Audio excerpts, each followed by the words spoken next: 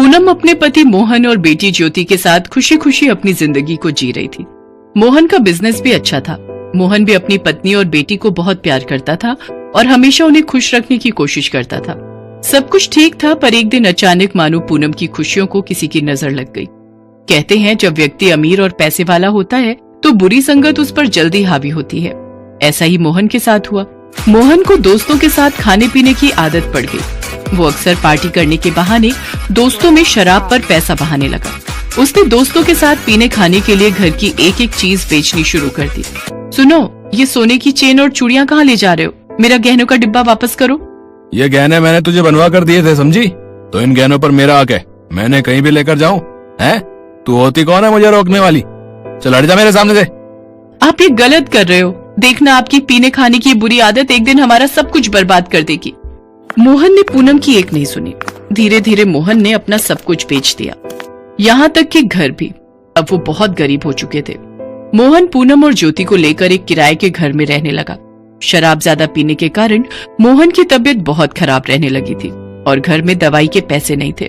क्या करूं, घर में तो बिल्कुल भी पैसे नहीं है। इनकी दवाई खत्म हो रही है, पर मुझे कुछ तो करना ही होगा, नहीं तो इस घर का खर्च कैसे चलेगा। सब मेरे कारण हुआ है। ना मैं शराब जैसी बुरी चीज को अपनी आदत बनाता और ना हमारा ये हाल होता।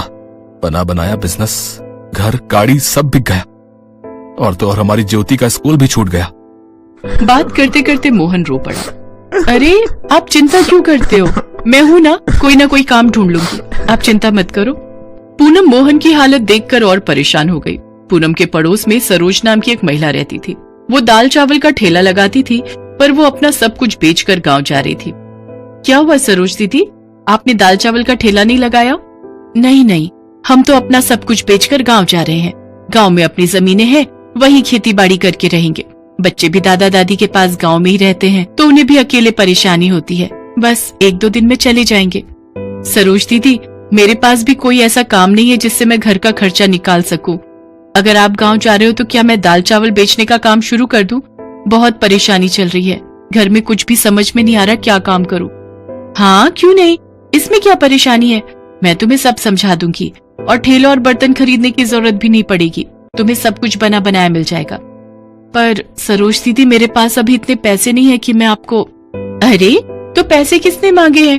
तुम आराम से अपना काम शुरू कर लो, उसके बाद जब थोड़ी कमाई होने लगे तब हम इस बारे में बात कर लेंगे। सरोज पूनम की बहुत मदद करती है और पूनम दाल चावल का ठेला लगाने लगती है। सरोज गांव जा चुकी थी, पर उसके बंधे हुए ग्राहक अब पूनम के ठेले पर आने लगे थे। इससे पूनम को बहुत फायदा हो गया। पूनम रोजाना सुबह दाल चावल बनाती थी और पूरा दिन ठेले पर दाल चावल बेचती थी। पूनम की कमाई शुरू होने लगी, जिससे घर का खर्च भी निकलने लगा और मोहन की दवाई भी समय पर आ जाती थी। पूनम ने ज्योति को भी फिर से स्कूल में डाल दिया। पूनम दाल चावल बहुत ही स्वादिष्ट बनाती थी, इसलिए उसके ठेले पर ग्राहकों की बिक्री बढ़ने लगी थी। सब कुछ ठीक हो गया, पर एक दिन चलो एड़े, चल जल्दी से हफ्ता दे। इस एरिया में बहुत समय से आया नहीं, तो सब आराम से मजे कर रहे हो और दिखाई दे रहा है यहाँ पर सब खूब कमाई कर रहे हैं। भैया ये कौन है जो इस तरह से ठेले वालों से बात कर रहा है? और ये हफ्ता क्या चीज है? पूनम बहन, ये इस एरिया का गुंडा है। कुछ समय से आ नहीं रहा था। पहले जब सरोज बहन खड़ी होती थी तब वो भी इसे हफ्ता देती थी। ये हर हफ्ते आता है और अपना हफ्ता लेकर चला जाता है, यानी कि हर हफ्ते 2000 रुपए इसको देने पड़ते हैं। ये तो बहुत गलत बात है। कोई इसके बारे में पुलिस से नहीं कहता? अरे बहन, इस गुंडे से सब डरते हैं। किसकी मजाल की पुलिस में इसके खिलाफ कोई एक भी शब्द कह दे। अब तुम भी इसे चुपचाप पैसे दे देना, वरना ये तुम्हें यहाँ ठेला नहीं लगाने देगा। नहीं भैया नहीं, अत्याचार सहना और अत्याचारी का साथ देना दोनों ही गलत है। मैं इस अत्याचार को सहन नहीं कर सकती। मैं इस गुंडे को पैसे नहीं दूंगी। तभी वो गुंडा वहाँ आ जाता है। अरे यहाँ तो पहले सरोज ठेला लगाती थी ना, लगता है तुम उसकी जगह आई हो। चलो मुझे क्या करना है, चले जल्दी से मेरा हफ्ता दे मुझे, देर हो रही मुझको। मैं कोई हफ्ता नहीं देने वाली। मैं अपनी मेहनत की कमाई तुम्हें क्यों दूं? जाओ यहाँ से, वरना मैं पुलिस को बुला लूंगी। क्या कहा? पुलिस बुलाएगी तू? पुलिस? मेरे खिलाफ कोई पुलिस में शिकायत नहीं कर सकता, समझी? सब मेरे से डरते हैं, समझी? अब देखता हूँ तू यहाँ ठेला कैसे लगाती है।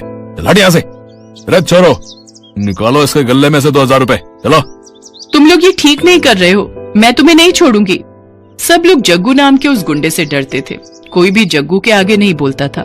जग्गू सबसे पैसे लेकर चला जाता है। पूनम बहुत गुस्से में थी। वो सीधी पुलिस स्टेशन जाती है और जग्गू के खिलाफ शिकायत दर्ज करती है। उस एरिया में ये सब चल रहा है, इस बात का हमें पहले ही शक था। अगर ये खबर हमें पहले किसी ने दे दी होती ना, तो हम कब का जग्गू को गिरफ्तार कर चुके होते। हम जब भी वहाँ के ठेले वालों से कुछ भी पूछने के लिए जाते हैं तो कोई भी जग्गू के खिलाफ गवाही नहीं देता, सब डर जाते हैं। आपका बहुत बहुत शुक्रिया मैडम, आप सचमुच बहुत बहादुर हैं। आप फिक्र मत कीजिए, हम जग्गू को शाम होने से पहले ही गिरफ्तार कर लेंगे और आपके पैसे आपको मिल जाएंगे मैडम। आप जाइए अब। पूनम की शिकायत पर पुलिस अपना काम शुरू कर देती है। शाम तक जग्गू के सारे ठिकानों पर पुलिस छापा मारती है। जग्गू और उसके सभी साथियों को पकड़ लिया जाता है। पूनम को अपने पैसे वापस मिल चुके थे। आज सभी ठेले वाले पूनम की बहुत तारीफ कर रहे थे। सभी ठेले वाले बेफिक्र थे क्योंकि पूनम ने उन्हें जग्गू जैसे गुंडे के खौफ से छुटकारा दिलवाया था। कुछ समय बाद मोहन की तबीयत भी ठीक हो जाती है। उनके पास पैसे भी जुड़ चुके थे, इसलिए पूनम और मोहन ने एक होटल खोल लिया। अब पूनम और मोहन की जिंदगी में फिर से सुख के दिन आने लगे।